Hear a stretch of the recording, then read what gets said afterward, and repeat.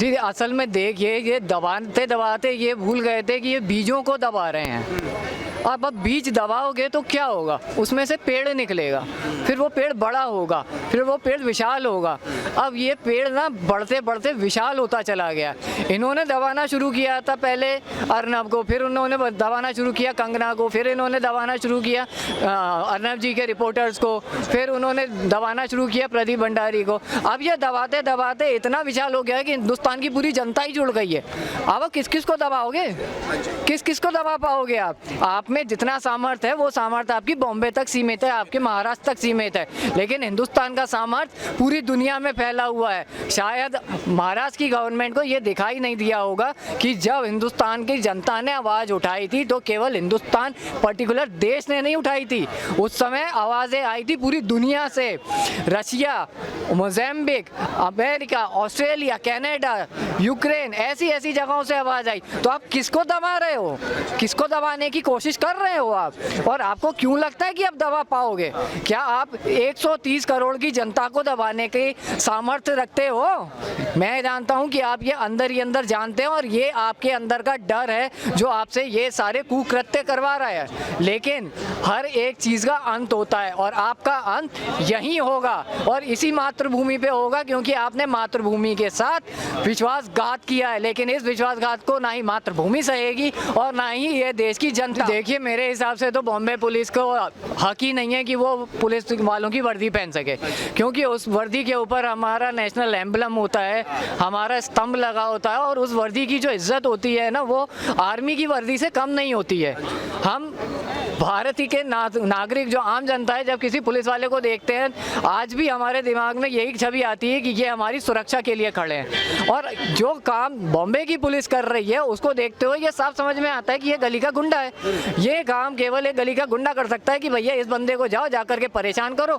अब इन लोगों ने हजारों लोगों के लिए FIR करा दी, क्या फर्क पड़ेगा उससे? आप ये बताओ, कोर्ट ऑफ लॉ में जब सामने रखा जाता है, पिछली बार भी कोर्ट ने इनको जूते मारे थे, आपने उल्टी सीधी चीजें रखी थी, उस समय भी आपको फटकार पड़ी थी, लेकिन आप सीखने वालों में से नहीं है। और मेरे को तो सबसे इम्पोर्टेंट बात ये समझ में नहीं आती, उद्धव ठाकरे जी, और मेरे को ये क्लियर कर दीजिए कि आपकी ऐसी कौन सी चीज़ है जो फंसी पड़ी है कि आप अपनी पार्टी के साथ साथ अपना चुनावी करियर पूरा बर्बाद कर देना चाहते हैं। और कर देना क्या चाहते हैं? मैं कह रहा हूँ हो चुका है बर्बाद। आपको यकीन नहीं आता ना, एक बार री-इलेक्शन करा के देखिए, एक ही दिन का टाइम लगेगा, ज़्यादा टाइम नहीं लगेगा, खुद आपको पता चलेगा कि एग्जैक्टली जनता कितने रोष में है। महाराष्ट्र में जनता चुपचाप इसलिए बैठी हुई है क्योंकि वो आपसे डरी हुई है, आपकी गुंडागर्दी से डरी हुई है, लेकिन बाकी के हिंदुस्तान की जनता नहीं डरी, बाकी दुनिया की जनता नहीं डरी हुई है आपसे। जिस तरीके की तानाशाही पूरे महाराष्ट्र में अब हो चुकी है, जब उन्होंने CBI, उद्धव ठाकरे ने इतनी बड़ी बात कर दी कि CBI को अगर कुछ भी जांच या पड़ताल करनी है तो उनको सबसे पहले महाराष्ट्र सरकार से परमिशन लेनी पड़ेगी, उद्धव ठाकरे की सरकार से परमिशन लेनी पड़ेगी। तो ये किस तरीके की चीज़ें अब हो रही हैं महाराष्ट्र में?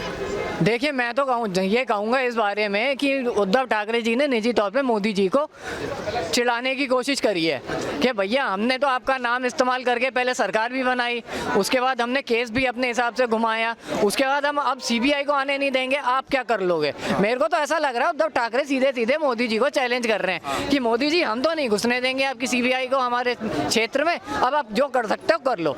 तो मैं उद्धव ठाकरे जी को अर्नब सर के स्टाइल में क्लियर बता दूं कि आपसे डरता कोई नहीं है, ये बात अपने जहन से निकाल दो कि डर लगता है आपसे।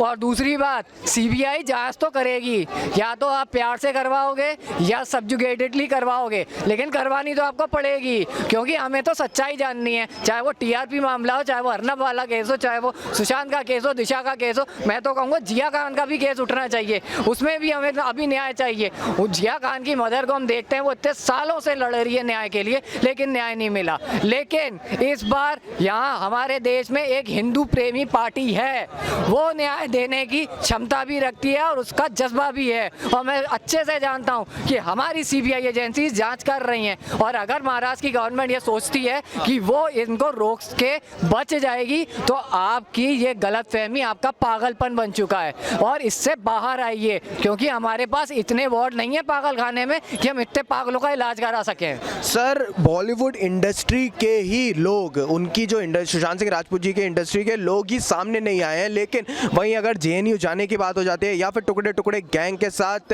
उनसे लड़ने की उनके साथ लड़ने की बात हो जाती है सरकार से, तो वो सबसे आगे होते हैं। तो क्यों ऐसा करते हैं? जब जेएनयू में टुकड़े टुकड़े गैंग भारत तेरे टुकड़े होंगे इंशाल्लाह इंशाल्लाह बोलती है, तो वहाँ पर दीपिका पादुकोण भी दिखते हैं, लेकिन यहीं पर अभी यहाँ पर कोई भी नहीं आया है। तो इस बारे में आपका क्या कहना है? देखिए, मैं आपको पर्सनली कहूँगा कि अगर बॉलीवुड का कोई यहाँ पे आ जाता कंगना रनौत के अलावा, तो यहाँ की जनता उनको जूते मार मार के वैसे भी भगा देती, क्योंकि ये बॉलीवुड नहीं है, ये कराची वुड है, ये दाऊद वुड है, ये दुबई वुड है। इनके अंदर पैसा इन्वेस्ट करने वाले सारे दुबई कराची में बैठे हुए हैं। फिल्म बनाने वालों का एक ही नैरेटिव सेट हो रखा है कि किसी तरीके से हिंदुस्तान का इस्लामीकरण कर दिया जाए, और ये केवल इतना चाहते हैं कि हमारे देश के टुकड़े हो जाएं। तो जब एक नेशनलिस्ट इंसान इस देश को छोड़ के गया है, तो मैं नहीं समझता कि ये कहीं से कहीं तक उसका समर्थन देने आएंगे। और हमको ज़रूरत नहीं है कि ये लोग आकर के यहाँ खड़े हों सुशांत के लिए।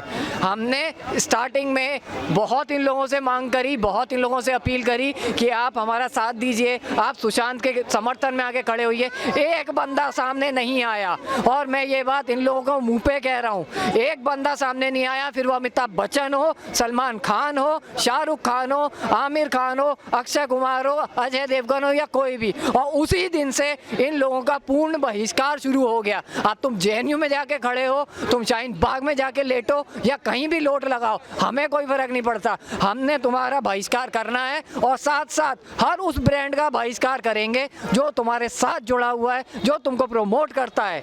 ये बात तुम्हारे जहन में अच्छे से उतर जानी चाहिए, और नहीं उतरी है तो आने दो तुम्हारी लक्ष्मी बॉम्ब, हम उतारते हैं। बहुत बहुत शुक्रिया सर हमारे साथ जुड़ने के लिए। उनका कोई हर्ज नहीं बनता है कि वो रिपब्लिक भारत से उनके सूत्रों का पता करें, क्योंकि एक क्रेडिबिलिटी की बात होती है। क्या मुंबई पुलिस क्या अपने सूत्र बताती है कि उन्हें कहां से इंफॉर्मेशन मिली है?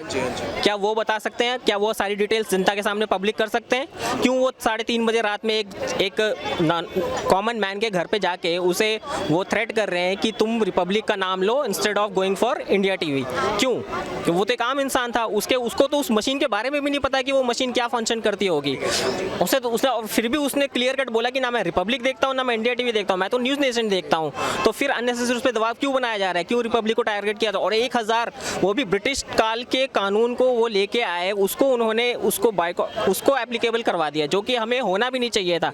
आज़ादी होने के बाद जो वो कानून है, वो उस बेस पे अगर वो कोई फाइल करते तो समझ में भी आता, लेकिन उन्होंने उससे भी पहले का 1922 के एक कानून लेके आए, उस पे बेस पे उन्होंने 1000 एफआईआर कर दी हर एक रिपब्लिक, क्योंकि उन्हें लग रहा है कि एक मेंबर को हम हो सकता है डरा दें, दूसरे को डरा दें, तीसरे को डरा दें, तीसरा भी ना डरे, हो सकता है कि कोई और डर जाए और जो सूत्र बता दे कि भैया हमें BARC की रिपोर्ट कहाँ से मिली थी। जी बहुत बहुत शुक्रिया सर हमारे साथ जुड़ने के लिए। मैम फर्स्ट डे से ही हम देख रहे हैं कि अर्नब गोस्वामी जो इतने टाइम से लगे हुए हैं सुशांत सिंह राजपूत जी को इंसाफ दिलाने के लिए, अब उन्हीं को इंटरोगेट किया जा रहा है, अब उन्हीं को टारगेट किया जा रहा है। मेन टारगेट अब सबके लिए सुशांत सिंह राजपूत नहीं रहे, अब मेन टारगेट जो हो गए हैं वो रिपब्लिक भारत चैनल और अर्नब गोस्वामी हो गए हैं। तो इस बारे में आपका क्या कहना है? मैं तो पहले ये बोलना चाहूँगी कि जो केस है ये काइंड ऑफ थोड़ा इजी था, इजी इन द सेंस कि हम एज कॉमन पीपल कुछ वीडियोस और फोटोज़ को देखकर बहुत कुछ कह पाए और बहुत सवाल उठा पाए।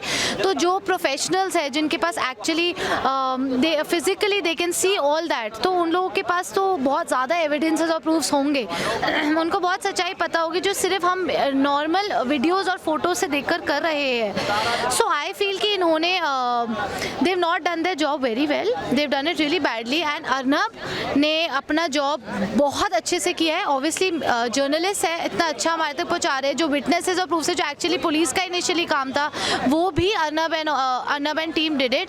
एंड यस अगेन बड़े बड़े एविडेंसेस और प्रूफ्स बाहर आ रहे हैं, उनके खिलाफ आ रहे हैं। इनफैक्ट परमवीर जी के अगेंस्ट भी अर्नब ने बोला था, इनफैक्ट कुछ अगेंस्ट नहीं बोलूँगी बट उनकी जो गलतियाँ थी उस पर सवाल उठाए गए थे। एंड आई थिंक इसीलिए now they are attacking Republic कि वो और कुछ ना बोल दे और कोई बड़ी बात ना बाहर आ जाए इस केस में। मैम जिस तरीके से परमवीर सिंह जो रिपब्लिक भारत पर जिस तरीके का वेब बिल्ड कर रहे थे, जिस तरीके का जाल बुन रहे थे उनके लिए, अब वो शायद इस चीज़ पर खुद ही फंसते हुए नजर आ रहे हैं। तभी उन्होंने कल 1000 FIR दर्ज करवा दी हैं अर्नब गोस्वामी पर, और उनके रिपोर्टरों को इंटरोगेट करके उनको सम्मन भेज के उनसे पूछताछ में ये पूछ रहे हैं कि तुम्हारे सूत्र क्या हैं। तो क्या परमवीर सिंह जो हैं वो क्या अकेले ही हैं? उनके पीछे क्या इतने सारे जो उन्होंने डिसीजन ले रहे हैं, क्या उनके ये अकेले के डिसीजन है या फिर पीछे उनके बहुत बड़ी पावर है?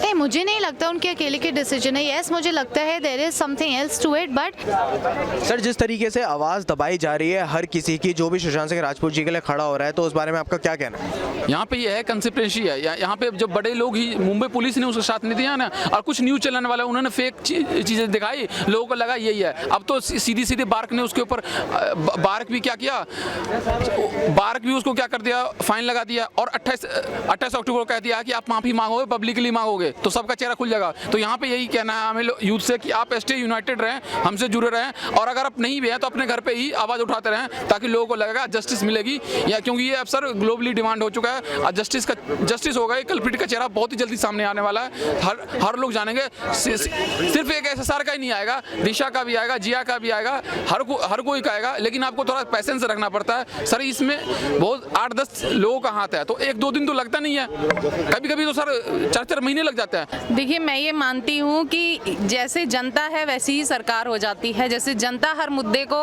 अगर भूल गई तो सरकार को भी वो मुद्दा भूल के आगे बढ़ना पड़ता है, क्योंकि अपना देश चलाना है। तो ये जनता की ही ताकत है कि उसने आज तक इस मुद्दे को चलाए रखा। आज काफ़ी दिन हो गए, कई महीने हो गए हैं। तो इस चीज़ के चलते रहने से आपने भी देखा होगा कि CBI भी आई है और प्रूव भी कर रही है इसमें। तो मुझे विश्वास है कि उन्हें ज़्यादा इंतजार नहीं करना पड़ेगा। मैम वहीं अगर हम बात करें सुशांत सिंह राजपूत जी की, इंडस्ट्री के ही लोग सामने निकल के नहीं आए, उनके लिए नहीं खड़े हुए। वहीं अगर कहीं कुछ और होता है तो वो वहाँ पर चले जाते हैं, लेकिन उन्हीं की इंडस्ट्री के लोग कोई भी यहाँ पर नहीं है, सिर्फ और सिर्फ आम लोग हैं। तो आपका इस बारे में क्या कहना है? देखिए, इसमें बहुत बड़ी कंस्पिरेसी हम मान सकते हैं। आप ये मानते होंगे कि हर जगह पर 2 तरह के विचार चलते हैं, तो शायद फिल्म इंडस्ट्री में भी हैं, एक राइट और लेफ्ट चलता ही होगा। तो शायद ये सही चीज़ थी, और इस सही चीज़ के साथ वो सब नहीं खड़े होना चाहते जो हर गलत चीज़ में खड़े होते हुए मिलते हैं। तो ये फ़र्क सबको दिख रहा है, जनता को दिख रहा है। देखिए, जनता एक तो किसी सेलिब्रिटी या किसी बड़े लोगों के लिए वो जागरूक भी होती है और उससे जुड़ी हुई भी होती है। हालांकि इंसाफ सबको मिलना चाहिए जिसके साथ भी गलत हुआ है, पर कई बड़ी ऐसी ताकतें महाराष्ट्र में हैं जो कि गलत तरह की राजनीति में फंसी हुई हैं, और उनके क्या इंटेंशन है वो शायद कुछ समय में बाहर भी आ जाएंगे। उनका अपना क्या वेस्टेड इंटरेस्ट रहा कि दिशा के बारे में कोई जांच नहीं हुई। पर चलिए, सुशांत के ही साथ सही दिशा को भी इंसाफ मिले, ऐसी हम कामना करते हैं।